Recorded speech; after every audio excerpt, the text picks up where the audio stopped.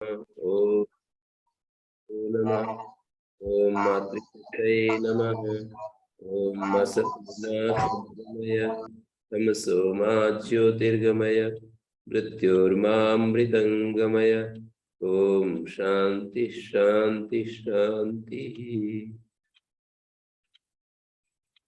उपनिषद कक्षा 307 बृहदारण्यक की 32वीं कक्षा। हाँ जी, पूछिए, प्रश्न पूछ रहे थे। जी आचार्य जी, ये कल की कक्षा में जो याज्ञवल्क्य और मैत्री का संवाद है, हाँ जी, उसमें कुछ दूसरे पुस्तक का ये दे रहे थे। हाँ, मैंने कहा कि वो पंचदशी के प्रारंभ में सतचित और आनंद जीवात्मा को सतचित आनंद युक्ति से सिद्ध किया है, और प्रमाण तो है ही शास्त्र में, अयम आत्मा ब्रह्म इत्यादि। जी अच्छा, उसमें मुझे 2-3 प्रश्न है, सभी एक ही बार पढ़ लेता हूँ पहले प्रश्न के एक एक जैसा। तो उसमें आप संवत मतलब सुख दुख का ज्ञान एक ही है, और उसमें मात्रा का भी कोई फर्क नहीं, ये कुछ समझ में नहीं आया कैसे। उपाधि उपाधि उपाधि उपाधि माने अधिक अधिक सुख, कम सुख, अधिक दुख, दुख का ज्ञान। दुख उपाधि को आप हटा दीजिए, ज्ञान मात्र को लीजिए। फिर सुख और दुख का कोई फर्क ही नहीं, मतलब सिद्ध प्रज्ञ जैसा हो गया। नहीं, वो तो एक युक्ति से उसको हटा रहे कि ज्ञान एक है। ज्ञान एक है, ज्ञान में वैविध्य नहीं है। तो आचार्य ऐसा है कि ये सुख दुख एक ही लगने लगा है, तो फिर मतलब बहुत ही पूरा ऑलरेडी हम पहुंच गए, स्थिति पहुंच, जैसे हम वही टारगेट है। जैसे राम को वनवास जाना, राज्याभिषेक, एक ही बात हो गई, तो उस स्थिति में पहुंचने के बाद एक ही हो गया ज्ञान। मतलब रिएक्शन नहीं हो रहा, बस स्थिति के ऊपर रिएक्शन नहीं है, इस तरह का हो गया। वो तो एक अलग बात होगी, मतलब अलग का मतलब वो तो समत्व के, यदि सब कुछ एक ही रूप में लगे तो समता आ जाती है, ऐसा कहेंगे। लेकिन यहाँ तो केवल इतना ही प्रयोजन है कि ज्ञान का एकत्व है और नित्यत्व है। ज्ञान का नित्यत्व और एकत्व युक्ति से सिद्ध कर रहे हैं कि जो हमारे को शब्द स्पर्श रूप रस गंध जागृत अवस्था में जो अलग अलग हमें ज्ञान हो रहा है, वो उनसे, उन उपाधियों से यदि अलग कर दिया जाए ज्ञान को, तो ज्ञान में फर्क नहीं रहेगा। ऐसे लॉजिक दे रहे हैं, तर्क दे रहे हैं। ऐसे ही जागृत से स्वप्न में जाकर कह रहे हैं कि केवल पदार्थ स्थिर और अस्थिर का ही भेद है, ज्ञान का तो भेद नहीं है। माने स्वप्न अवस्था में जो पदार्थ होते हैं वो अस्थिर होते हैं, क्योंकि जैसे ही आंख खुलती है वो चीजें हमको दिखाई नहीं देती, और जागृत अवस्था में तो स्थिर है। आज भी देख रहे हैं उन्हीं चीजों को, कल भी देख रहे हैं, परसों भी देख रहे हैं, 1 साल बाद भी, 10 साल बाद भी। आगरा का ताजमहल को कोई जा करके देखे तो 1 साल पहले भी वही, और 2 साल बाद भी वही, 5 साल बाद भी वही। और कितने दिन पहले एक बार पर्वत प्रदेश में हमने यात्रा की थी, गंगोत्री में गए, तो गंगोत्री में, और फिर उसके बाद 10 साल बाद फिर गए तो वही चीजें मिली। तो ये इस तरह लॉजिक दे रहे हैं कि स्वप्न और जागृत में स्थिरता अस्थिरता का भेद है और कुछ नहीं, ज्ञान का भेद नहीं। और इसी तरह सुसुप्ति में भी ज्ञान का भेद नहीं, विषय का भेद है। वहां अज्ञान, ज्ञान का जो विषय बनता है वो अज्ञान बनता है। मैंने कुछ नहीं जाना, न हम किंचित अवेदिशम, ऐसा जो वहां पर ये कहते हैं कि मैंने कुछ नहीं जाना। ये जो नहीं जाना, इस नहीं जानने में अज्ञान है ना, उस अज्ञान का ज्ञान हो रहा है सुसुप्ति में, तो अज्ञान विषय बन रहा है। जागृत अवस्था के विषय अलग बन रहे हैं जो स्थिर है, स्वप्न अवस्था के विषय जो अस्थिर है वही बनते हैं, बस अस्थिर है। और सुसुप्त अवस्था में विषय चेंज हो गया। विषय क्या चेंज हुआ? अज्ञान विषय आ गया। तो अज्ञान को विषय कर रहे हैं, हम विषय बना रहे हैं, तो अज्ञान को जान रहे हैं। अज्ञान को जानना, ये जो बात है अज्ञान को जानना, जानने में भेद नहीं है। एक जगह अज्ञान को जान रहे हैं, एक जगह यूं समझ लो गाय को जान रहे हैं, दूसरी जगह घोड़े को जान रहे हैं, तीसरी जगह कुत्ते को जान रहे हैं। तो विषय अलग अलग होता जा रहा है, पर जानने में तो कोई अंतर नहीं है। ये बहुत ही मतलब मेरे को भी बहुत ही अपीलिंग लगा है ये, कि ये जो लॉजिकली जो ये सिद्ध कर रहे हैं ना, सत्य चित मतलब नित्य ज्ञान है और नित्य आनंद है। नित्य आनंद के लिए उन्होंने दूसरा लॉजिक दिया है कि ये जो आत्मा में जो हमें परम प्रीति होती है वो आनंद की बात है। इस तरह से सुख का ज्ञान, ज्ञान सुख ज्ञान दुख ज्ञान, ज्ञान में अंतर नहीं है, विषय में अंतर है। और जो विषय है ना, ज्ञान का जो विषय बनता है, वो ज्ञान का जो विषय बनता है वो ही ज्ञेय कोटि में चला जाता है। ज्ञान तो ज्ञाता कोटि में रहता है, ज्ञान प्रकाशक बनता है विषय का। तो ज्ञान तो नित्य हो गया, जो 1 वर्ष पहले भी वो ज्ञान और 1 वर्ष बाद भी निरंतर वो ज्ञान बना रहता है। विषय बदलते रहते हैं, तो विषय जो है जो अनुभव में आता है वो ज्ञाता से अलग है। इस तरह से हम तो आचार्य जी इसमें इंद्रिय जन्य मतलब अलग अलग इंद्रियों से जो हमारे को ज्ञान होता है, तो वो एक सामाजिक बात है। और उसमें मात्रा का भी कोई फर्क नहीं, वो भी ज्ञान में केवल उपाधि है ना वो तो। हाँ, उपाधि यानी स्वरूप आकार जैसा, इस तरह उपाधि का मतलब। उपाधि का मतलब किसका ज्ञान, किसका शब्द का जो उत्तर आएगा ना, वो किसका, जिस शब्द किसका प्रश्न करके देखेंगे उसका जो उत्तर मिलेगा उसी को तो विषय कह रहा हूं। तो विषय बदलते रहते हैं, विषय ही नहीं बदलता। टॉर्च नहीं बदलती, टॉर्च के विषय बदलते रहते हैं। टॉर्च कभी हम पेड़ के ऊपर डालते हैं, कभी खंबे के ऊपर डालते हैं, कभी टॉर्च को किसी माता के ऊपर, किसी बहन के ऊपर, किसी भाई के ऊपर, किसी राजा के ऊपर, और कभी उस टॉर्च को अज्ञान के ऊपर डाला, कभी उसको चलती हुई चीज के ऊपर डाला, स्वप्न अवस्था या स्मृति जिसको कहते हैं। तो ज्ञान स्मृति के ऊपर पड़ रहा है, वो टॉर्च चलती हुई किसी चीज पर, चलती हुई किसी चीज पर वो टॉर्च पड़ रही है। तो टॉर्च एक ही है, ज्ञान रूपी टॉर्च एक ही है। टॉर्च जिन जिन विषयों के ऊपर पड़ती है वो बदलते रहते हैं।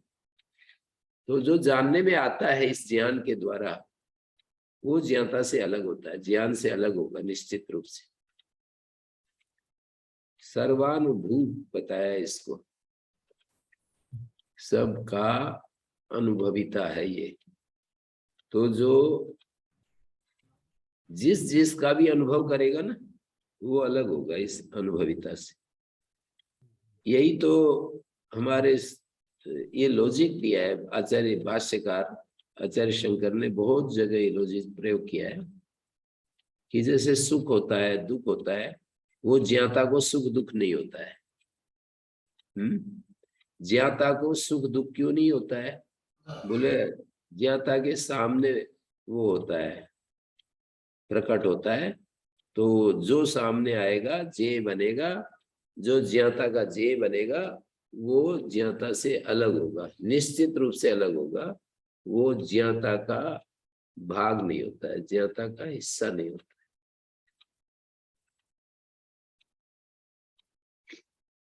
जी, इच्छा द्वेषा सुखम दुखम, ये सारे क्षेत्र धर्म बताए वहां गीता में 13वें अध्याय में।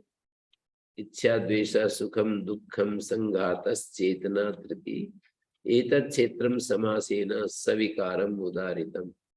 तो वो सारे के सारे क्षेत्र धर्म कैसे जेयत्वात हेतु देते जाते हैं कि जो जानने में आ रहे हैं, इसलिए इच्छा जानने में आ रही है, इसलिए ज्ञाता का हिस्सा नहीं हो सकती है।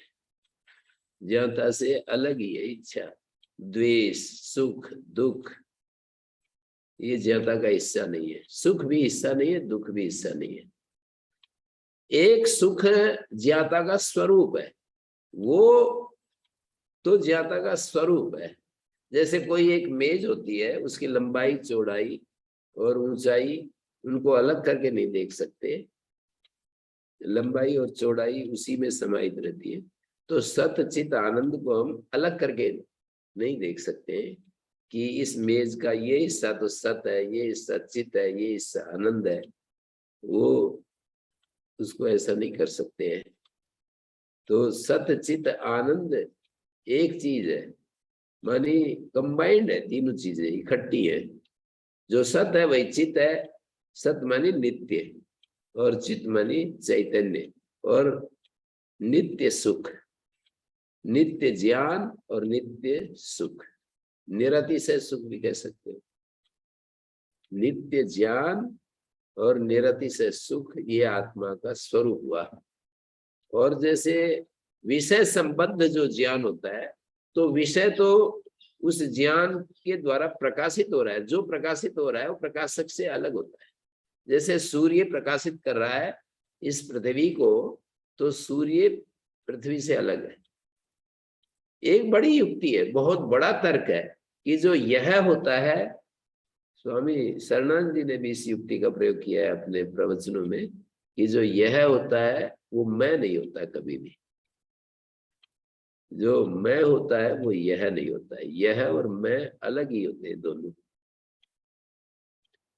मैं यह का प्रकाशक है, तो मैं यह मैं का भाग नहीं हो सकता, हिस्सा नहीं हो सकता। तो इस तरह से हम देख सकते हैं इसको। दूसरा प्रश्न है कि आचार्य जी, आप कह रहे थे जीवन मुक्त व्यक्ति हाँ जी। सुसुप्ति में से बाहर आने के बाद मुझे कुछ नहीं ज्ञात है ऐसा नहीं कहता, उसको सब जानकारी होती है। नहीं, ये भी नहीं मैंने साथ में एक वाक्य बोला था कि ये भी नहीं कहता है कि मैं सब कुछ जान रहा था, ये भी नहीं कहता है कि मैं कुछ नहीं जाना। मतलब दोनों ही बात नहीं बोलेगा। सामान्य आदमी क्या बोलता है, मैंने कुछ नहीं जाना, ना हम किंचित अवेदिशम। सामान्य व्यक्ति की निद्रा ऐसी होती है कि निद्रा से उठने के बाद वो ये बोलता है कि मैंने कुछ नहीं जाना। पर जीवन मुक्त की निद्रा के लिए ऐसा कहा जाएगा कि जब वो सो करके उठता है तो वो ये नहीं बोलेगा कि मैंने कुछ नहीं जाना, ये भी नहीं बोलेगा कि मैंने सब कुछ जाना, दोनों ही नहीं बोलेगा। जान रहा था उस समय, है जी, उस समय वो जान रहा था, उसका अर्थ ये हो गया आचार्य। वो कुछ नहीं जाना, क्योंकि अविद्या का जो प्रतिबंध है वो हट गया। अविद्या का प्रतिबंध हट गया तो आत्मा ज्ञान स्वरूप है, इसलिए वो नहीं जाना। क्योंकि नहीं जानने के लिए अविद्या होनी चाहिए ना, अज्ञान होना चाहिए नहीं जानने के लिए, और अज्ञान नहीं है तो मैंने कुछ नहीं जाना और मैं सब कुछ जाना। ये वाक्य को भी आप थोड़ा सा इसका चीर-फाड़ करके समझने का है। ये जब हम सर्वज्ञ कहते हैं तो सर्व अपने से बाहर कुछ होता है या स्वयं अपना आपा ही सर्व होता है, ऐसा मैं प्रश्न करूंगा। सर्व, सर्वज्ञ, तो दो अर्थों में ये शब्द का प्रयोग होता है। एक सर्वज्ञ का मतलब जो स्वयं है उसका संपूर्ण रूप सर्वज्ञ है, और एक अपने से बाहर जो कुछ भी है उसको ज्ञान। तो ईश्वर को हम सर्वज्ञ इस अर्थ में कहते हैं कि वो स्वयं के साथ दूसरी चीजों को भी जान रहा है, प्रकृति के परमाणु को जान रहा है, सारे अस्तित्व को जान रहा है, जीव के कर्म को जान रहा है। तो इस तरह से अपने से बाहर दूसरी चीजों को जान रहा है, ये सर्वज्ञ का अर्थ होगा। पर जीव के अर्थ में जब सर्वज्ञ शब्द का प्रयोग करेंगे ना, जीव ब्रह्म का ही स्वरूप है, तो उस समय जीव ब्रह्म के रूप में अर्थात उपाधि से अतिरिक्त हट करके जीव अपने को जानता है। इसका मतलब अपने सर्व रूप को जानता है। जीव का जो अपना रूप है उसको जानता है। उसका खंडित रूप में नहीं जानता कि मेरा यहाँ तक मेरा रूप है, वो मैं जानता हूँ। जीव का जो शुद्ध नित्य चैतन्य और नित्य आनंद जो उसका स्वरूप है, उसको जानता है। जी। अच्छा, उसके आगे आपने कहा कि सांसारिक सुख सब बिटर हो जाते हैं, तो उसमें हाँ। नीरस हो जाते हैं। बट है? इसे इसमें एक कई सारे, जैसे कोई भी पद छोड़ना नहीं चाहता मरे तो भी, जैसे प्राइम मिनिस्टर है, राष्ट्रपति है, सीएम है, कोई भी बड़े बड़े लोग, पद पद मतलब वो निसार नहीं होता, बिटर नहीं होता, ऐसा। मैं इंद्रिय सुखों की बात कर रहा हूँ, और आप उनको सब, आप गृहस्थी लोग हैं, आप अपना अनुभव बताओ कि जब कोई प्रेमी अपनी प्रेमिका से मिलता है तो क्या वो हमेशा 24 घंटे एक साथ एक दूसरे के साथ चिपके रह सकते हैं? वो तो नहीं है। एक बिंदु पर वो सुख बिटर हो जाएगा। वो कभी भी ऐसा नहीं चिपक करके रह सकते हैं कि जो वो उसका प्रारंभ जैसा होता है अंत वैसा नहीं होता है।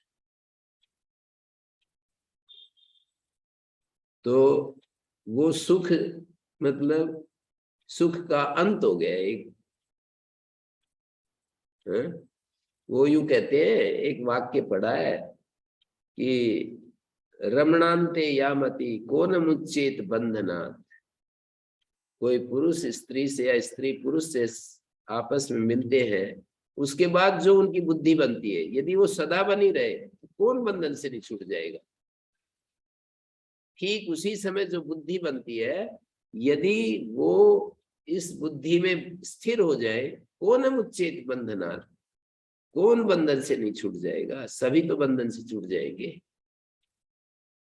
तो उस समय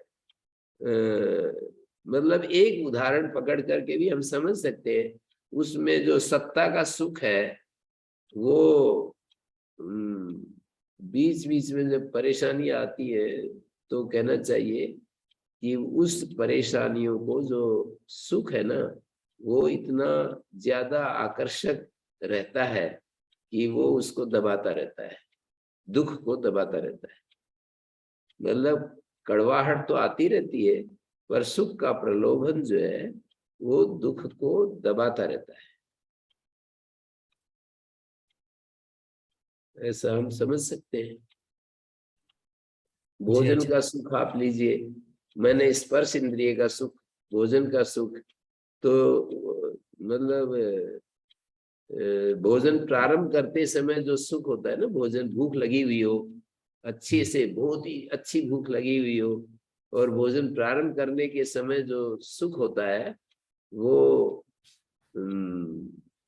चलते चलते 10 मिनट बाद, 15 मिनट बाद तो बिल्कुल ही फीका हो जाता है ना वो। हमको कोई 1000 रुपए दे, 1 लाख रुपए दे, एक ऐसी स्थिति आ जाती है। तो स्वामी शरणानंद जी सुनाते हैं कि किसी को हम थोड़ा सा 1 ग्रास और खिलाने के लिए हम कहें कि भाई हम आपको 10 रुपए देंगे, फिर कहा दूसरे गिलास के लिए 20, तीसरे के लिए 40, और चौथे के लिए 80, और ऐसे बढ़ते चले जाएं। और फिर और भी 10 गुना बढ़ा दे, फिर कहा आप 1000 रुपए देंगे, फिर और बढ़ा दे, अब आपको 1 लाख रुपए देंगे। तो वो कहते हैं कि एक समय ऐसा आएगा, वो कहता है कि 1 लाख नहीं, तुम सारी धरती का साम्राज्य दो तो भी मैं नहीं खाऊंगा। नहीं, मतलब नहीं खा सकता, उसको अच्छा नहीं लग रहा है उस समय, उसको वो टेस्ट खत्म हो गया। ऐसे ही किसी गंध को लेकर के देख सकते हैं, वो गंध जो है एक समय हमारे को नॉर्मल हो जाती है। ऐसे ही रूप को किसी रूपवान चीज को आप देखते रहो, देखते रहो, देखते रहो, कितने दिन देखोगे? वो तो बीच बीच में हम वहां से हट जाते हैं, फिर देखते हैं, लगातार देखते रहिए, कितनी देर में आपका मन भर जाएगा, आप वहां से कुछ समय बाद हटना ही चाहेंगे। तो शब्द, स्पर्श, रूप, रस और गंध, इन 5 इंद्रिय विषयों की एक गाथा है कि ये सारे विषय बिटर हो जाते हैं। इंद्रिय पर जन्य ये में जो समझ सकते है, हैं, इंद्रिय जन्य में तो ये समझ में आता है। ये सांसारिक सुख में ये पद लालसा, ये अपना पद प्रसिद्धि। लालसा भी, पद लालसा के लिए मैंने बताया वो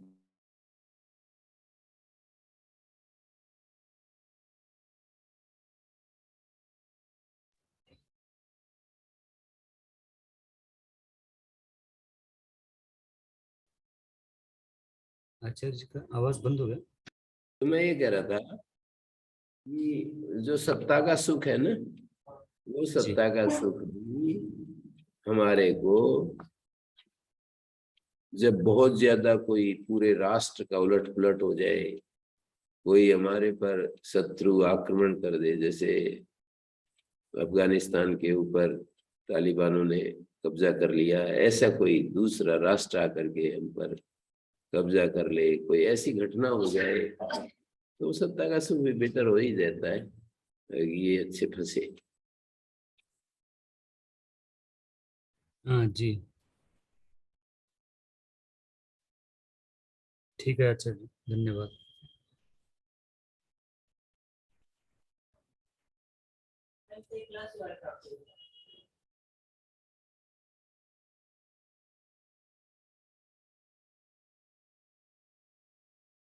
जी, तो कभी कभी सुख का आकर्षण इतना ज्यादा होता है कि उस आकर्षण में हम देख नहीं पाते। जैसे कि बहुत ज्यादा लाइट यदि पड़े हमारे चेहरे के ऊपर, तो हम जहां से लाइट आ रही है उसको देख नहीं पाते, चकाचौंध हो जाते हैं। जैसे हमारे यहीं पर हम कल देख रहे थे ना कि हमारा बच्चा 20 बच्चों में बैठा हुआ मंत्र पाठ कर रहा है, तो वो जो दूसरे बच्चों की आवाज है उसमें हमारा बच्चे की आवाज अलग से पकड़ नहीं पाते हम। यानी वो इतना ज्यादा, यानी प्रतिबंधक इतना अधिक हो जाता है, तो उसको हम पकड़ नहीं पाते।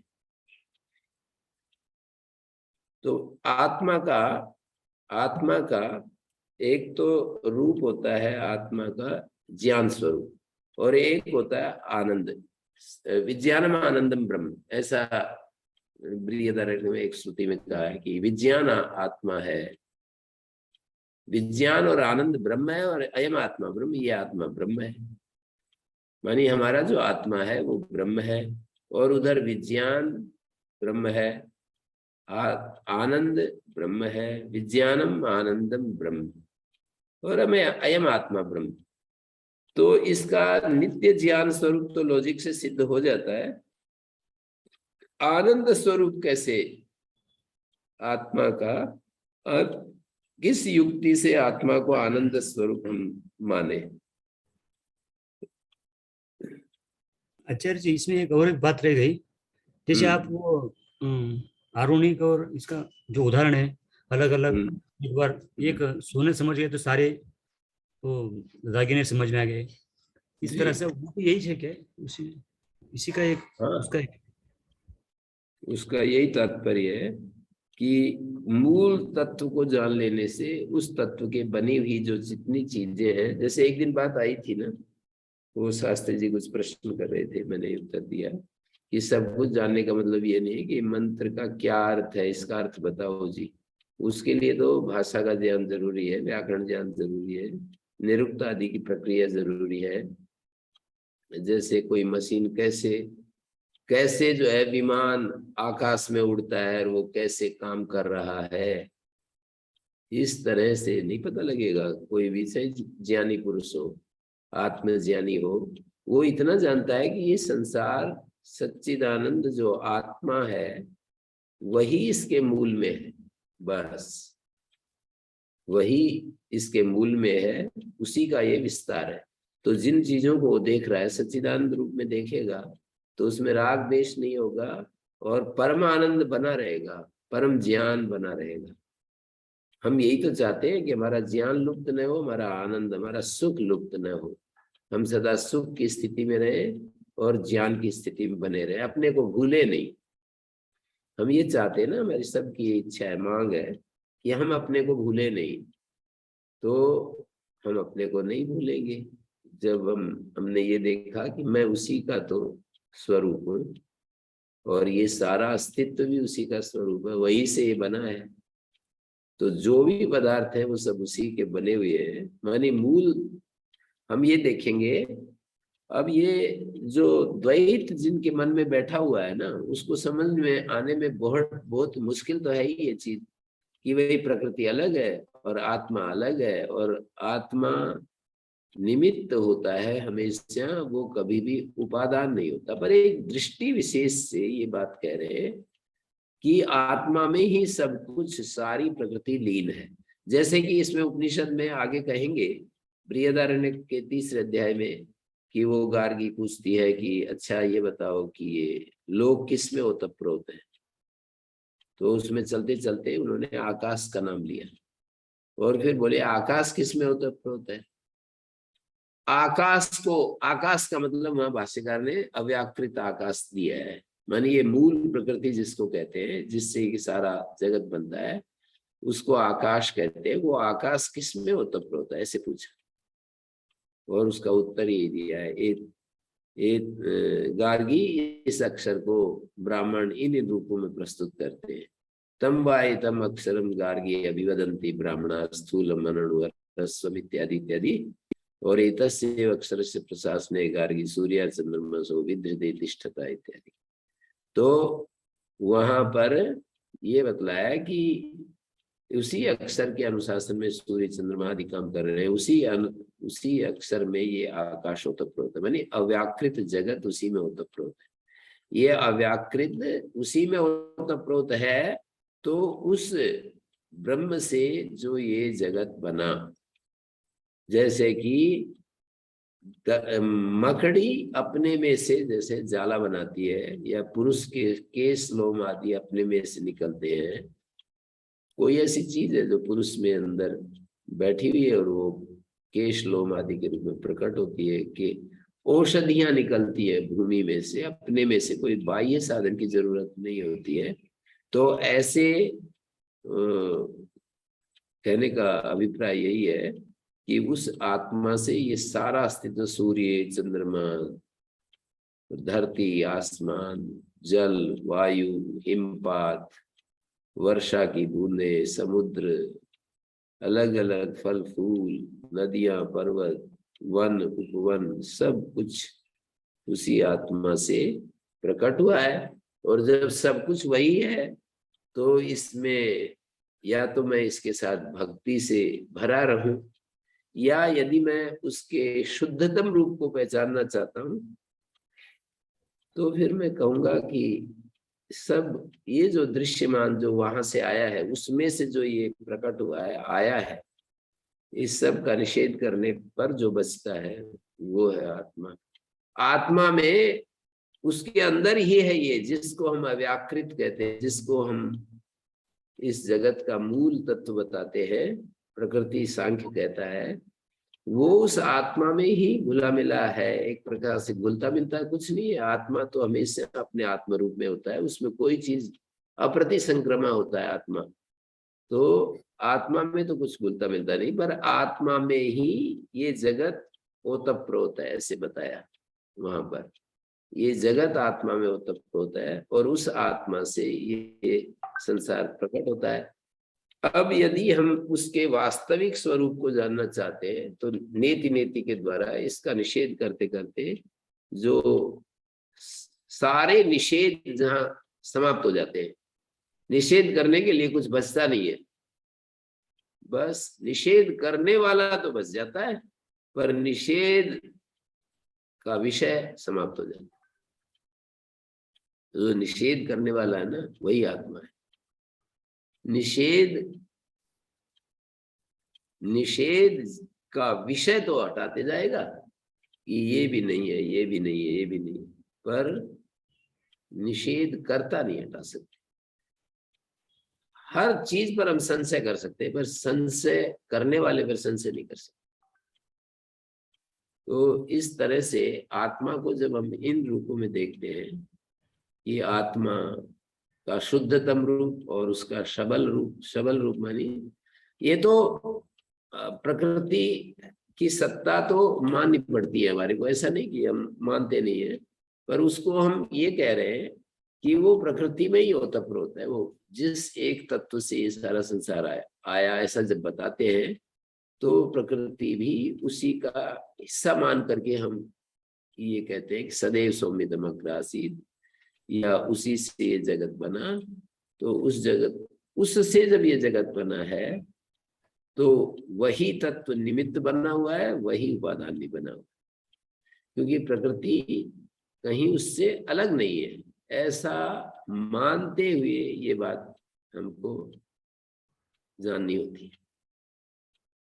ऐसा हाँ अच्छा जी जी, ये मंत्र है जो यह प्राण तो निमिषतो, इसमें दो जी चीजें ये है, महत्व गिद्राजा जगतो बभुव, ये ईशयस्य द्विपद चतुष्पद कस्मै देवाय हविषा विदे। मतलब जी प्राणमय जगत और निमिषित, मतलब जो अप्राणमय जगत, जी, तो इसमें भी ये द्वैत तो का ही। ठीक है।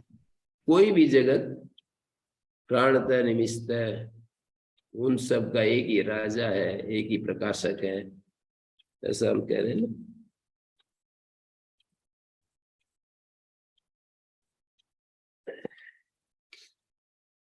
एक ही राजा है, राजा माने प्रकाशक है, नियंत्रक है, अंतर्यामी है। उपनिषद जिसको अंतर्यामी कहते हैं, सर्वज्ञ कहते हैं, सर्वेश्वर कहते हैं। ईश्वर को बताते समय मांडुक्य श्रुति में छठे मंत्र में स एष सर्वज्ञ सर्वेश्वर सर्वांतर्यामी, स ऐसा सर्वज्ञ सर्वेश्वर सर्वांतर्यामी प्रभवाप्य भूतानां, प्रभव और अप्य, भूतों का प्रभव और अप्य। ये तो ये इधर जन्माद्यस्यता हम बोलते ही हैं, जन्मादि जिससे उत्पन्न होते हैं, जन्मादि यस्यता।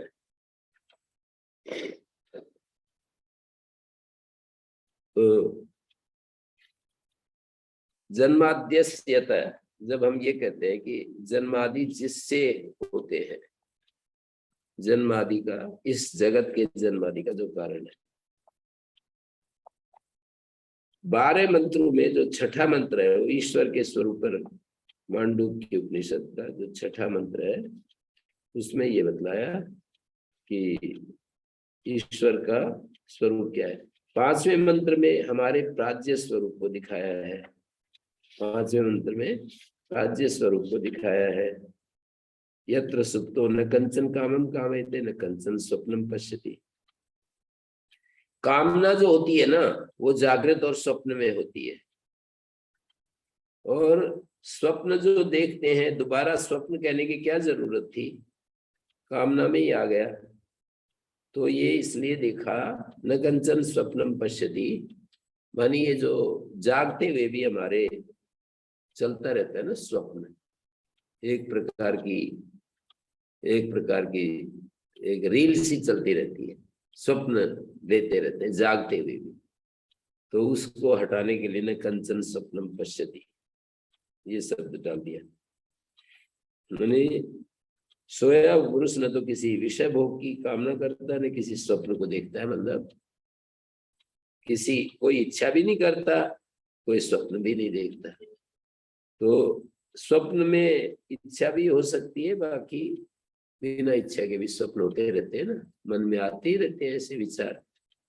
तत् सुसुप्तम, सुसुप्त स्थान है एक ही भूता प्रज्ञान गना एव आनंदमयो आनंद मुख चेतो मुखा प्राज्यस एष सर्वेश्वर एष सर्वज्ञ एषो अंतर्यामी एष योनि सर्वस्य। ये सबका कारण है, प्रभवाप्यो ही भूतनम योनि सर्वस्य, ऐसे कहा। बस इतनी सी बात है कि कुछ लोगों ने इसको निमित्त के रूप में रखा है, योनि सर्वस्य, और दूसरे आचार्य इसको मानी निमित्त भी वही है, उपादान भी है। जब हम उपादान भी वही कहते हैं तो इसका मतलब ये होता है कि ये जो प्रकृति तत्व है ये उसी में ओतप्रोत है और उससे अलग नहीं है, और हम उसको मतलब एकत्व सिद्ध करने के लिए साफ साफ यदि हम बोलते हैं कि उसकी सत्ता है या नहीं, तो भावात्मक चीज तो है कोई ना कोई। अब उसको साफ साफ बोलने में एकत्व की रक्षा नहीं हो पाती, इसलिए श्रुति में जो एकत्व की बात कही है कि एकम एव अद्वितीयम ब्रह्म, एकम एव अद्वितीयम ब्रह्म सदैव सौम्यदमग्रासीत, सत से ही ये सत्य है। सन्मूला सौम्य इमा प्रजा सदायतना सत प्रतिष्ठा, सन्मूला सौम्य इमा प्रजा सदायतना सत प्रतिष्ठा। और दिखाते भी है तो कहा इस जगत में हम मनुष्य गण जो होते हैं इनका मूल क्या है, तो कहेंगे कि अन्न, अन्न का मूल क्या है, जल, जल का मूल क्या है। मतलब यदि मनुष्य को अंकुर के रूप में देखा जाए तो इसका कोई मूल होना चाहिए जहां से ये फूटा है, तो इसका मूल है अन्न। और अन्न का मूल क्या है, उसका भी, अन्न का भी कोई अंकुर होना चाहिए। बोले जल, तो जल का भी मूल होना चाहिए, वो कहां से फूटा है, तो बोले तेज, और तेज का भी कोई मूल होना चाहिए जहां से वो तेज, तो उसका मूल तो फिर सत बता देते हैं। और यही कह देते हैं सन्मूला इमा प्रजा, ये सारी प्रजाएं सत मूल है जिनका, सदायतना सत आश्रय है जिनका, सत में ही ठहरी हुई है सत प्रतिष्ठा। तो ऐसा हम देख रहे हैं इसको। धन्यवाद आचार्य। तो मैं ये कह रहा था कि इसमें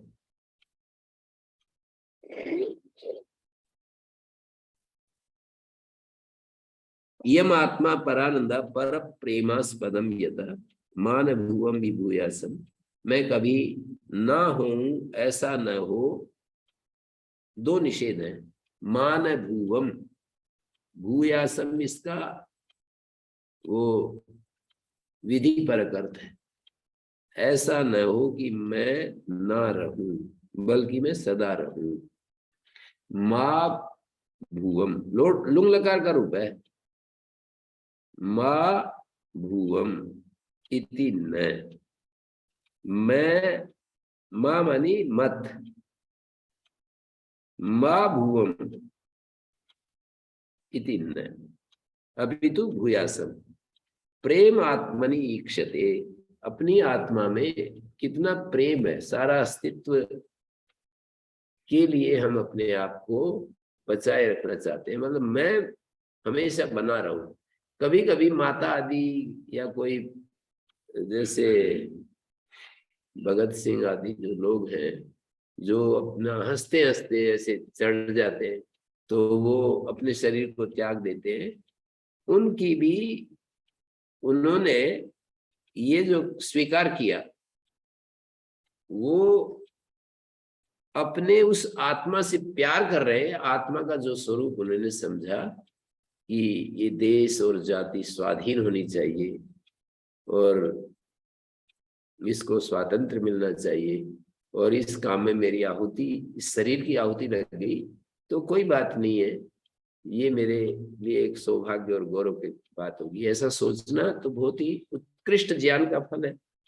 वो सब सोच नहीं सकते, एक अलग बात है। उन्होंने तो सोच लिया ना, उन्होंने वैसा सोच लिया कि निश्चय कर लिया कि भाई मेरे लिए इससे ज्यादा और क्या सौभाग्य का होगा, मैं कितने दिन आगे जीता रहूंगा। ऐसे निश्चय तो किया ही है उन्होंने कि मैं कभी भी चला जाऊं, मैं तैयार हूं बिल्कुल, इस काम में मेरी आहुति लग रही है। और ऐसी आहुतियों ने तो भारत को इस तरह से तैयार कर दिया कि मतलब एक बार तो अंग्रेजों को जाना ही पड़ा। तो यम आत्मा परानंदा, यह आत्मा परम आनंद स्वरूप है, परम प्रेमास्पदम, परम प्रेम का स्थान है ये आत्मा। कैसे, जो हम अपने बारे में ये निश्चय करते हैं कि मैं हमेशा बना रहूं, तो यही तो प्रेम अभिलक्षित हो रहा है आत्मा के बारे में, अपने बारे में। प्रेम आत्मनि ईक्षते, अपने में प्रेम दिख रहा है, ये दिख रहा है। फिर आगे का, कभी कभी यहाँ पर एक विचार सामने आता है कि आदमी अपने को धिक्कार भी करता है कि धिक्कार है मुझे, अपने में अप्रीति भी उपलब्ध होती है, तो ये प्रेमास्पदत्व तो सिद्ध नहीं हुआ। परम प्रेमास्पद कैसे कह रहे हैं? तो कह रहे वो जो ऐसा हमारे को मानी, ये जो बात आई है ये किसी अन्य प्रकार से भी सिद्ध की जा सकती है। दुख संबंध निमित्त कत्वे, ये जो दुख संबंध निमित्त के रूप में ये बात कोई और भी तरीके से सिद्ध की जा सकती है। प्रेमणश्च आत्मनि अनुभव सिद्धत्वात् मैवम्, मतलब आत्मा का प्रेम आत्मा में जो है वो अनुभव सिद्ध है। और ये जो दुख संबंध है, मतलब कभी कभी जो कभी अपने को आदमी किसी काम में धिक्कार करता है, तो वो तो केवल इस शरीर को छोड़ने के लिए कि मैं मतलब इतना गिरा हुआ नहीं हूं, अभी मैं जीना नहीं चाहता, पर ये थोड़ी कि वो कभी भी सदा सदा के लिए मिटना चाहता है। तो इस तरह से उसको उत्तर दिया जाता है। मतलब जिस कारण से आत्मा में मैं अपने आप को बनाए रखना चाहता हूँ, आत्मनि विषय मान भूम अहम माँ भूम इति न मम असत्यम कदापि महाभूत, मेरे असत्ता कभी ना हो ऐसा नहीं, किंतु भूयासमेव सदा। तो इस प्रकार से आत्मा में सभी के द्वारा प्रेम देखा जाता है।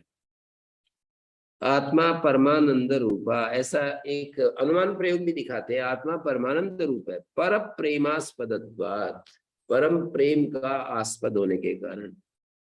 अब इस हेतु को यदि व्याप्ति में बदल कर देखें, जो परम प्रेमास्पद है, आत्मा परमानंद रूप है। आत्मा पक्ष में परमानंद रूप सिद्ध करना है पर प्रेमास्पदत्वात्, परम प्रेम का आस्पद होने के कारण। जो परम प्रेम का आस्पद होता है वो परमानंद रूप होता है।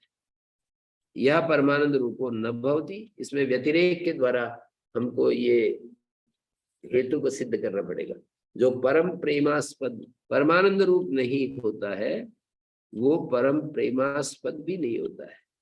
जैसे कि कोई चीज हमारी घटपट आदि है, वो परमानंद रूप नहीं है, ये तो वैसा नहीं है। ये जो है आत्मा तो वैसा नहीं है। तथा च अयं परम प्रेमास्पदम न भवति इति न, इस प्रकार ये आत्मा परम प्रेमास्पद नहीं होता, ऐसा नहीं। परमानंद रूपो न भवति इति न, ऐसा हम नहीं कह सकते कि ये परमानंद रूप नहीं है। ये आत्मा तो घटादि की तरह नहीं है, ये तो परम प्रेमा, जो परम प्रेमास्पद नहीं होता है वो परमानंद रूप नहीं होता है, जैसे कि घट। ये अनुमान प्रयोग करके सारा लॉजिकली परमा आत्मा को आनंद स्वरूप बता रहे हैं।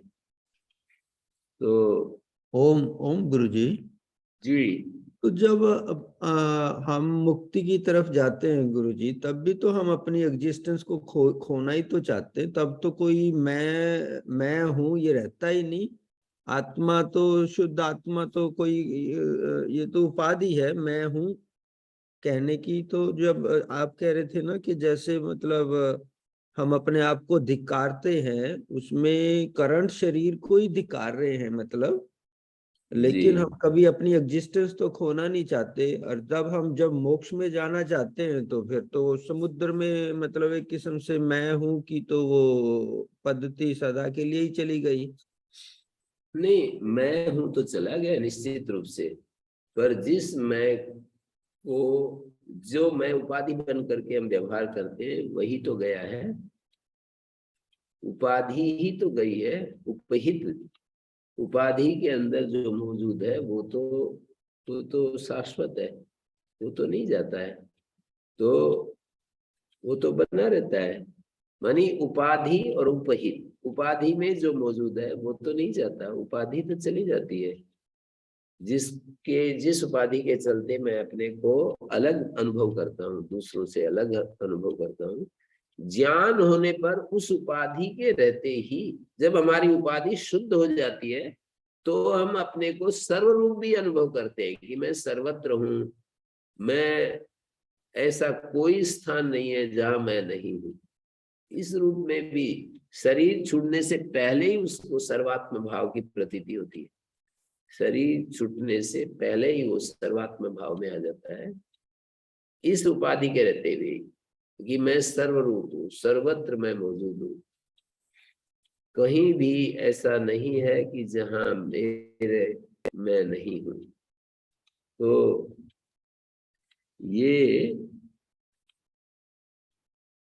ये तो हमें मानना ही होगा कि आत्मा में हमारा परम प्रेम है। परम प्रेम जिसमें नहीं होता है वो परमानंद रूप नहीं होता है। जो परमानंद रूप नहीं होता है वो परम प्रेम का स्थान भी नहीं होता है। परमानंद रूप में ही परम प्रेम होता है।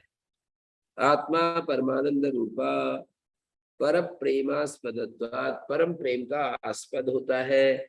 जहां जहां परम प्रेम का आस्पद होता है वो परमानंद रूप होता है। पर ये इसका कोई उदाहरण हम नहीं दिखा सकते हैं ना, तो इसलिए व्यतिरेक उदाहरण देना पड़ेगा।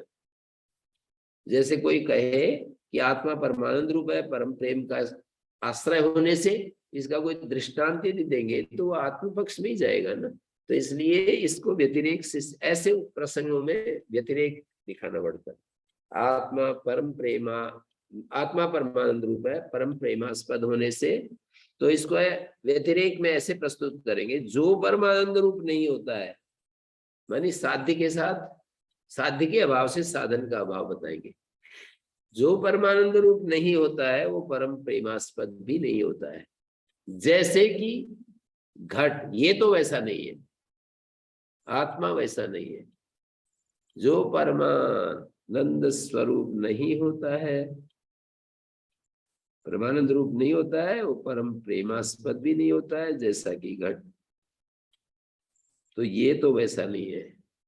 अयम तो न तथा, तस्मात् आत्मा परमानंद रूप, आत्मा परमानंद रूप है। हेतु क्या है? परम प्रेमास्पद होने के कारण हमारा परम प्रेम है। परम प्रेम का आश्रय आत्मा ही है। जो परम प्रेम का आश्रय है उसको हम आत्मा कहते हैं। तो जो परमानंद रूप नहीं होगा वो परम प्रेम का आश्रय नहीं होगा। कोई भी पदार्थ गिना सकते हैं हम, कि जैसे ये पत्थर परम प्रेम का आस्पद नहीं है, परमानंद स्वरूप नहीं है, तो परम प्रेम का आस्पद नहीं है। जैसे कि कोई पत्थर, जैसे कि जिन चीजों को हम छोड़ रहे हैं वो सारी ऐसी ही गिनने में आएंगी। तो उन्होंने कहा ननु माँ भूत ये तत्प्रेमात्मार्थम अन्यत्र नैवम अन्यार्थम आत्मनि। वो प्रेम अन्यत्र जो होता है वो आत्मा के लिए होता है। जैसे पुत्र में, मित्र में, स्त्री में, वेदों में, लोकों में, जहां भी अन्यत्र प्रेम होता है वो आत्मा के लिए होता है। नैवम अन्यार्थम आत्मनि, पर आत्मा में जो प्रेम होता है वो अन्य के लिए नहीं होता है। अतस तत्परमम, इसलिए उस प्रेम को परम प्रेम कहते हैं। तेन परमानंदता आत्मना, आत्मा की परमानंदता सिद्ध है। अतः परमम, अतः तत्परमम, इसलिए वह परम प्रेम है। तेन परमानंदता आत्मना, इसलिए परमानंदता आत्मा की है। मतलब अन्यत्र यत प्रेम तद आत्मार्थम एवं आत्मनि यत प्रेम न तत् अन्यार्थम अतस्तत् परमम तेन आत्मनः परमानंदता, आत्मा की परमानंदता सिद्ध होती है। इत्थम सच्चित परानंद आत्मा युक्त्या, ये जो जीव है युक्ति से सच्चित परानंद हो गया। तथा विधम परम ब्रह्म, वैसा ही तो परम ब्रह्म है। तत्वमसि, अयम आत्मा ब्रह्म, प्रज्ञानम ब्रह्म इत्यादि वाक्यों से वहां पर समझा दिया है। तयोस्सैक्यम सुत्यंतेषु उपदिश्यते, दूसरी श्रुतियों में उनका ऐक्य दोनों का बतलाया है तत्वमसी आदि वाक्यों में। फिर मैंने कल ये रखी थी ये बात कि आत्मा का भान और अभान को लेकर पहले भी मैंने बतलाया, और इसमें बस एक ही बात है, ये आत्मा सच्चिदानंद है, यदि उसका भान नहीं होता है तो उसमें हमारा लगाव कैसे होगा, हमारा प्रेम कैसे होगा।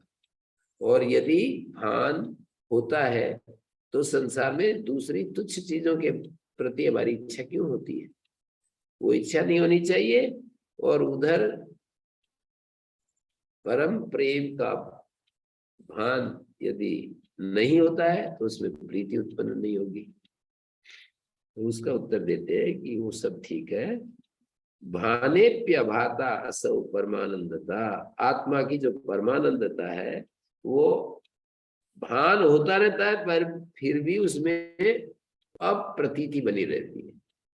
भान होते हुए भी, स्फुरणा होते हुए भी उसमें अप्रतीति बनी रहती है। जैसे कि आकाश के आगे बादल आ जाए, आकाश में सूर्य के आगे गहरे बादल आ जाए तो सूर्य की स्फुरणा होते हुए भी सूर्य का प्रकाश में दिखाई नहीं देता, ढक जाता है, अप्रतीति हो जाती है सूर्य की। तो प्रतिबंधक जो है ना, वो हमारे को भान होते हुए भी अभान की स्थिति में रहता है। प्रतिबंधक, प्रतिबंधक का स्वरूप क्या है? तो यही है स्वरूप। हम कोई चीज अस्ति और प्रकाशते, दो चीजें होती है, अस्ति भाति, भाति वाली प्रकाशते, फिर भी हम नास्ति न प्रकाशते ये बात कह दे तो यही प्रतिबंधक है। मतलब अस्ति भाति थी व्यवहारार वस्तुनि, व्यवहार के योग्य वस्तु में जो अस्ति और भाति प्रकाशते, व्यवहार योग्य हमारा जो व्यवहार जगत है, व्यवहारिक जगत है, उसमें अस्ति और भाति ये दोनों प्रतीतियां हो रही है। हम इस प्रतीति को हटाकर जो इससे विरुद्ध है, नास्ति न भाति, इस तरह से तस्य उत्पादनम उच्यते, नास्ति न भाति, व्यवहार से उस व्यवहार का जो जनन है, उत्पन्न है, उसी को प्रतिबंध कहते हैं। उस अस्ति भाति प्रतीति को निराश करके जो उससे विरुद्ध है, नास्ति न भाति, इस तरह से नहीं है, नहीं प्रतीत हो रहा है, ये जो चीज उत्पन्न हो जाती है हमारे मन में, बुद्धि में, यही प्रतिबंधक है। उसका हेतु वही है। बहुत सारी चीजें जो है यहाँ पर, जैसे बच्चा बोलेगा तो उसमें बहुत सारे 20 लोग बोल रहे हैं तो उसका प्रतिबंधक बन गया, उस एक की वाणी गुम हो गई। ऐसे ही यहाँ पर जो आत्मा की उपस्थिति है, लेकिन ये जो सुख है ये हमको उससे जुड़ने नहीं देते। इस बात को छांदोग्योपनिषद में बहुत ही अच्छा, हमने कई बार उसकी चर्चा की है कि सत्या कामानृता विधाना, जो सत्य कामनाएं हैं वो अनृत से ढकी हुई है। अनृतेन ही प्रत्युड़ा अहर अहर गच्छन्ता प्रजा, ये रोज रोज सुसुप्ति में हम उस आनंद में जाते हैं और फिर खाली हाथ लौट आते हैं। हमको नहीं पता चलता है कि हम उस आनंद में पहुंच गए। और क्यों, ऐसा क्यों होता है? तो बोले अनृतेन ही प्रत्युड़ा, अनृत के द्वारा, मानी इन क्षणिक चीजों में जो आसक्ति हमने कर ली है उसको अनृत का है। स्त्री, पुत्र, परिवार, सत्ता, सम्मान, ये जो क्षणिक चीजें हैं उनमें हमारी जो आसक्ति हो जाती है, उस आसक्ति के द्वारा हम वी पुल्ड आउट, हम जो है बाहर खींच लिए गए। उसी को अनृतेन प्रत्युड़ा कहते हैं कि अनृत ने हमको बाहर खींच लिया है, इसलिए हम उसको नहीं देख पाते हैं।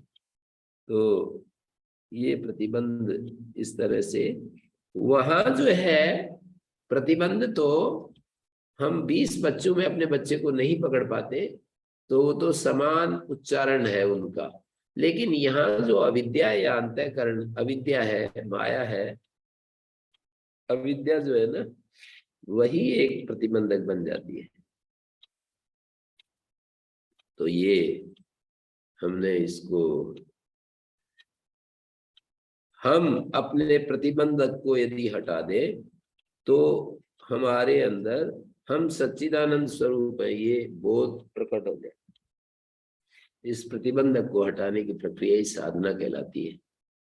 गीता में उसके लिए कहा है ना, ये 18वें अध्याय में जा करके कि भाई अपने अपने कर्म में लगे हुए जो लोग होते हैं वो संसिद्धि को कैसे प्राप्त करता है। अपने अपने कर्म में लगा हुआ मनुष्य या लगे हुए लोग कैसे संसिद्धि को प्राप्त करते हैं। सकर्म निरता सिद्धि में था विंदती तत्क्षिणु। अपने कर्म में लगा हुआ व्यक्ति कैसे सिद्धि को प्राप्त करता है वही बताते हैं। तो इन्होंने कहा यथा प्रवृत्ति भूतानाम येन सर्वविदम ततम, जिससे भूतों की प्रवृत्ति होती है और जो सब जगह व्याप्त है। स्वकर्मणा तमभ्यर्च्य सिद्धिम विन्दति मानव, अपने कर्म से उसकी पूजा करके और मनुष्य सिद्धि को प्राप्त करता है। स्वकर्मणा तमभ्यर्च्य, अपने कर्म से उसकी पूजा करके, तो एक सिद्धि तो ये हो गई।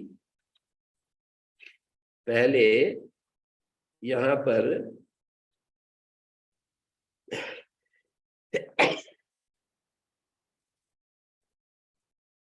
18वें के 45वें श्लोक में ये कह दिया, अपने अपने कर्म में लगा हुआ व्यक्ति कैसे सिद्धि प्राप्त करता है उसको मैं सुनाता हूं। फिर ये 46वें श्लोक में ये कह दिया कि अपने कर्म से उसकी पूजा करके अंतःकरण रूपी शुद्धि, अंतःकरण की जो शुद्धि है यही सिद्धि के रूप में प्राप्त होती है। तो हमें जो काम मिला है एक हमारे प्रारब्ध के अनुसार, उसको हमें पूरा निष्ठा से करना चाहिए, भगवत पूजा समझकर, और उसमें अपना गौरव धन्य समझना चाहिए। दूसरे के कर्मों को बहुत ज्यादा हमें देखने की जरूरत नहीं है कि उसका कर्म अच्छा है, उससे तो बहुत लाभ हो रहा है, उसको तो बहुत सम्मान मिलता है, या उस कर्म का सम्मान को छोड़ो, ऐसा भी सोचता है आदमी कि देखो इस कर्म का कितने लोगों पर इफेक्ट जाता है, मेरा कर्म तो बस 2-4 लोगों तक ही जुड़ा हुआ है, सीमा में है। तो इस तरह से बहुत सारे लॉजिक आने लगते हैं। तो वो कह रहे हैं कि नहीं, ऐसे लॉजिक मत ढूंढो। वो जो एक एक व्यक्ति का जो कर्म है ना, वो अपने प्रारब्ध के अनुसार निर्धारित होता है, उसी को करते हुए सिद्धि मिलेगी। जैसे कुछ लोग अपना सुबह उठते ही, ऐसे मेरे जानकारी में है कि सुबह 3 बजे उठते हैं, उठते ही अष्टाध्यायी का पाठ शुरू कर देते हैं, और दिन में भी अपना बड़ा पवित्र रहते हैं, और वो फिर बच्चों को दिन भर पढ़ाते हैं, और उनकी ऐसा सोचने लगे मेरा काम तो अभी 10-5 बच्चों तक ही सीमित है। व्यक्ति तो देखो कितने लाखों लोगों के साथ जुड़ा हुआ है।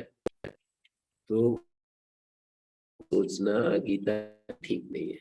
आपको जो मिला है उसको ईमानदारी से करते रहो, और वैसे ही तुम्हें सिद्धि मिल जाएगी। स्वभाव नियतम कर्म कुर्वन् आपनोति किल्बिषम्, स्वभाव नियत कर्म को करते हुए उसको पाप नहीं लगता। मतलब हमें जो कर्म मिला है वो विगुण होते हुए, मतलब कम गुण वाला होते हुए भी, अर्थात उसकी पहुंच बहुत ज्यादा लोगों तक नहीं है, कम लोगों के बीच में वो उसका फैलाव है। लेकिन ऐसा कर्म जो होगा हमारी प्रकृति के विरुद्ध है, बहुत ज्यादा व्यापक प्रभाव वाला भी हो जाए, बहुत लोगों तक पहुंच भी जाए, तो वो सही नहीं होगा, तुम्हारे लिए सही नहीं होगा। सहज कर्म जो हमें मिला है वो यदि कम गुण वाला भी है उसको छोड़ो मत, लगे रहो। सर्वारंभाई, क्योंकि एक हेतु दिया कि दोष तो सभी कार्यों में है, कहीं ना कहीं कुछ ना कुछ दोष आ ही जाएगा। जैसे धुआं अग्नि से लिपटा रहता है, ऐसे ही कर्म के साथ दोष तो रहते ही। फिर एक बात कही 39 और 50 नंबर सूत्र श्लोक में 18वें अध्याय के, कि सर्वत्र असक्त बुद्धि हो जाए। ये प्रतिबंधक सच्चित आनंद, आनंद की अनुभूति कैसे होती है उसको दिखा रहे हैं आगे। सब जगह अपनी बुद्धि को अनासक्त बना ले, जितेंद्रिय हो जाए, अपनी इच्छाओं को छोड़ दे और सहज एकदम निष्काम स्थिति में आ जाए। नैष्कर्म सिद्धि माने अपने को कर्ता मानने का जो एक आग्रह होता है उससे ऊपर उठ जाए। नैष्कर्म सिद्धि तो वही है कि मैं, प्रकृति सब कर्म कर रही है, मैं तो केवल तटस्थ साक्षी हूं। तो उस परम सिद्धि को संन्यासेन अधिगच्छति। नैष्कर्म सिद्धि जो है परम सिद्धि है, अंतिम सिद्धि है, संन्यास के द्वारा वो प्राप्त होता है। वो सिद्धि संन्यास के द्वारा, त्याग के द्वारा प्राप्त होती है। और फिर कह दिया 50वें श्लोक में, सिद्ध मानी एक होती है ज्ञान निष्ठा की योग्यता और एक होती है ज्ञान निष्ठा। ज्ञान निष्ठा की योग्यता रूपी सिद्धि को प्राप्त हुआ ज्ञान निष्ठा रूप सिद्धि को कैसे प्राप्त होता है वो तुम्हें बताता हूं। भगवान ने ये कहा, सिद्धिम प्राप्तो यथा ब्रह्म तथा प्नोति निबोध में। जो ज्ञान योग की परानिष्ठा है, नैष्कर्म सिद्धि को जिस प्रकार से सिद्धिम प्राप्तो यथा ब्रह्म तथा अपनोति निबोध में, समासे नेव कौनते निष्ठा ज्ञानस्य, सिद्धि को प्राप्त हुआ। यहाँ पर ये सिद्धि प्राप्त नैष्कर्म सिद्धि नहीं है। यहाँ पर सिद्धि को प्राप्त का मतलब है जो कि 46वें श्लोक में कहा था कि स्वकर्मणा तम अभ्यर्चय सिद्धिम विन्दति मानवा। अपने ही कर्म से उसकी पूजा करके सिद्धि प्राप्त होती है। और सिद्धि को प्राप्त हुआ व्यक्ति किस प्रकार ब्रह्म को प्राप्त हो जाता है। पहले तो पूजा करते करते अपना चित्त अंतःकरण शुद्ध हो जाता है। उस शुद्ध अंतःकरण हुए व्यक्ति को कैसे ब्रह्म प्राप्त होता है वो मैं तुम्हें बताता हूँ, संक्षेप से बताता हूँ। जो ज्ञान की परम निष्ठा है, ब्रह्म क्या चीज है बोले, ज्ञान की परम निष्ठा। हमेशा सच्चित आनंद स्वरूप में बने रहना, हमेशा अपने सच्चित आनंद स्वरूप में बने रहना, ये ज्ञान की परम निष्ठा है। उसको कैसे मिलता है तो इसका ही नाम साधना है। उस साधना को यहाँ दिखाया है 51, 52, 53, 54 इन श्लोकों में दिखाया है कि बुद्ध्या विशुद्धया युक्त। ये साधना मतलब एक गैप है ना, यहां से वहां तक हम कैसे पहुंचे, तो उस गैप को पूरा करने के लिए यहाँ पर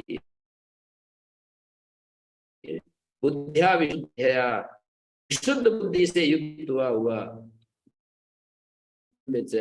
और अपने आप को धृति से नियमित करके शब्दादीन विषय तक बाहर छोड़कर राग द्वेषो विदुष्य, राग और द्वेषों को भी त्याग कर विविक्त से एकांत सेवी होकर थोड़ा भोजन करने वाला, छोटी छोटी बातें बता दी, लघ्वासी यत वाक काय मानसा, और अपनी वाणी, अपनी काया, अपने मन, इन तीनों को संयत करके ध्यान योग पर नित्य ध्यान में रमण करता हुआ, वैराग्यम समुपाश्रिता, वैराग्य को धारण किया हुआ, अहंकारम बलम दर्पम कामम क्रोधम परिग्रहम, इन सब को छोड़कर अहंकार, बल, दर्प, घमंड, किसी भी चीज को लेकर के अपने को विशेष समझना, काम, इन सब को छोड़कर निर्ममः, ममता रहित होकर के शांत हो जाए, ब्रह्म भूयाय कल्पते, ब्रह्म भाव को प्राप्त हो जाता है। ब्रह्म भूता प्रसन्न आत्मा न शोचति,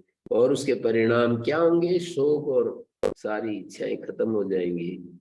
समा सर्वेषु भूतेषु, सभी भूतों के प्रति सम हो जाएगा, समता आ जाएगी। मद भक्ति लभते पराम, और ऐसा करने से मेरे प्रति उसकी भक्ति और भी ज्यादा बढ़ जाएगी। भक्त्या माम अभिजानाति यावान यस्यास्मि तत्वा, और मेरे प्रति उसकी भक्ति बढ़ जाएगी और भक्ति से मेरे को ठीक ठीक वो जानेगा। यावान यश्चास्मि तत्वतः, जो मैं तत्वतः हूँ उसको, ततो माम तत्वतो ज्ञात्वा विशते तदंतर, मुझ में ही प्रवेश कर जाएगा। तो ये सारी प्रक्रिया बताई है शास्त्रकारों ने, कहीं से पकड़ करके हम इसको समझ सकते हैं। तो मैं विराम देता हूँ। ओम शांति शांति शांति।